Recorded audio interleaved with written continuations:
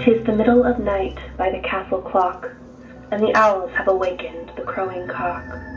To wit, to woo, and hark again, the crowing cock, how drowsily it crew.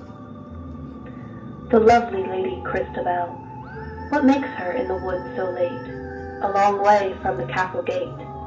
She had dreams all yesternight of her own betrothed knight, and she in the midnight wood will pray for the weal of her lover that's far away. She kneels beneath the huge oak tree, and in silence prayeth she. The lady sprang up suddenly, the lovely Lady Christabel. It moaned as near can be, but what it is she cannot tell. On the other side it seems to be, of the huge, broad-breasted old oak tree. Hush, beating heart of Christabel. God above, now shield her well.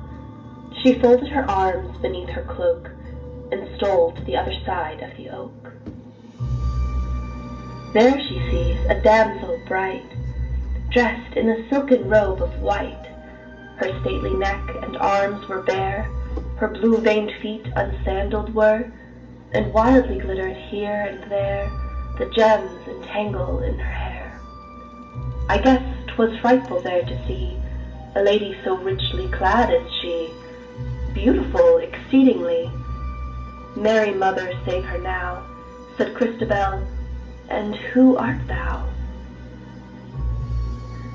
My sire is of a noble line, and my name is Geraldine. 5 warriors seized me yestermorn, me, even me, a maid forlorn. They choked my cries with force and fright, and tied me on a horse of white.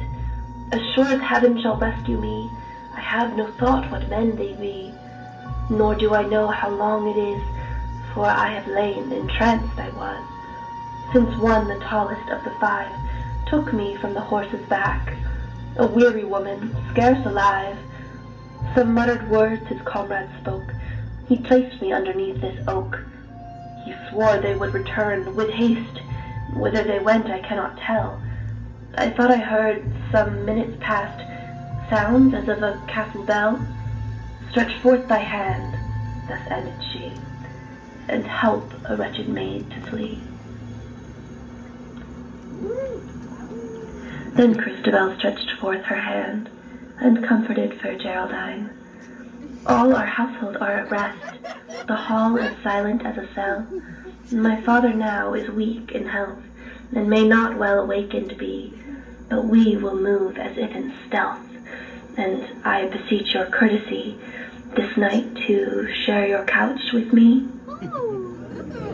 So free from danger, free from fear, they crossed the court, right glad they were, and Christabel devoutly cried to the maiden by her side, Praise we the Virgin, all divine, who hath rescued thee from thy distress.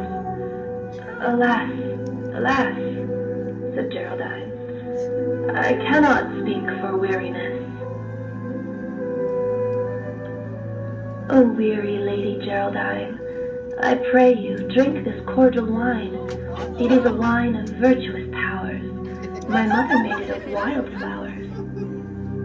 Then Christabel knelt by the lady's side, and raised to heaven her eyes so blue. Alas, said she, this ghastly night, dear lady, it hath wildered you. The lady wiped her moist cold brow, and faintly said, 'Tis over now. Again the wildflower wine she drank. Her fair large eyes began glittering bright, and from the floor whereon she sank, the lofty lady stood upright. She was most beautiful to see, like a lady of a far country, and thus the lofty lady spake. All they who live in the upper sky do love you, holy Christabel, and you love them, and for their sake, and for the good which me befell, even I in my degree will try, fair maiden, to requite you well.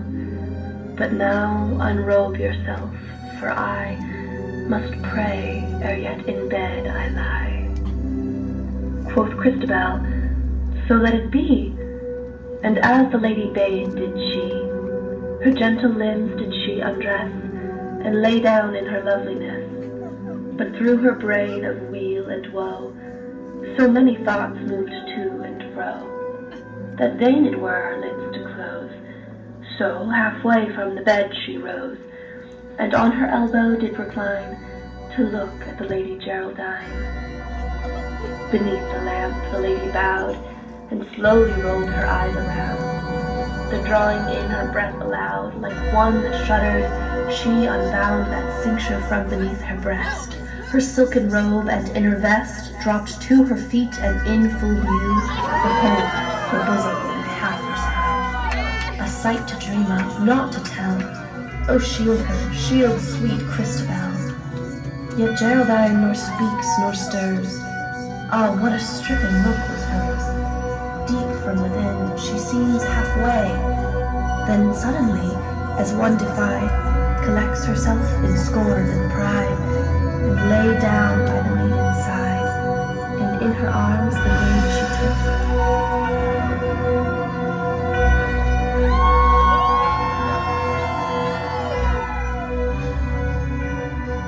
And with her voice and doleful look, these words did say, in the touch of thy bosom there worketh a spell, which is lord of thy utterance, Christabel. Thou knowest tonight, and wilt know tomorrow, this mark of my shame, this seal of my sorrow. But vainly thou warrest, for this is alone in my power to declare, that in the dim forest thou heardst a low moaning, and foundst a bright lady surpassingly fair, and didst bring her home with thee, in love and in charity, to shield her and shelter her from the damp air. It was a lovely sight to see the Lady Christabel when she was praying at the old oak tree, amid the jagged shadows of mossy leafless boughs, kneeling in the moonlight to make her gentle vows, her slender palms together pressed, heaving sometimes on her breast, her face resigned to bliss or bale, her face, oh call it fair, not pale, and both blue eyes more bright than clear, each about to have a tear.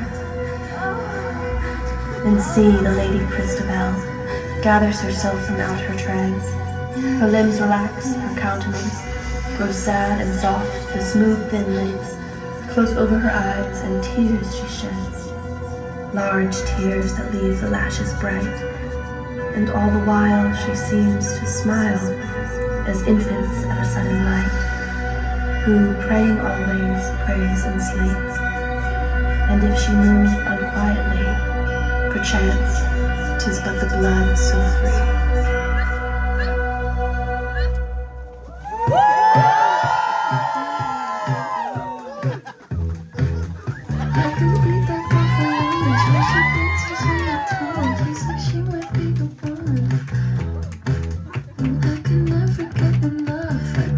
So much stuff.